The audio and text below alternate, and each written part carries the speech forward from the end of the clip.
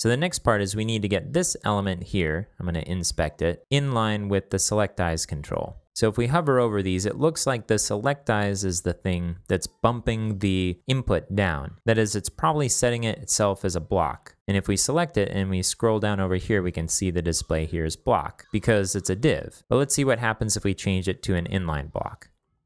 All right, let's test it to see if it still works all right. Okay, so that should work fine. Okay, so we have a few challenges with the input here. We'll need to set its height to match the height of this. We'll need to bring it up. For some reason, it's lagging down below this element. And so we need to bring it up and center it with this one. We'll need to change the borders so that there's no border on this side. So this border of the select is used as a single pixel between the two. And we'll need to change the width of it so it matches this. Phew, okay. So the first thing we can do is get these things aligned to the middle. So it's a little hard to figure out exactly why this element right here, the input, is dropping down below the select, but we should be able to fix that by middle aligning them. So here's how we can do that. So here's our search form, and what we're gonna do is select all children elements. Now, if we use the universal selector here, it would only affect the direct children of this form. But in terms of performance, the way that selectors work, as we talked about earlier when we were talking about the universal selector, it will actually look for every element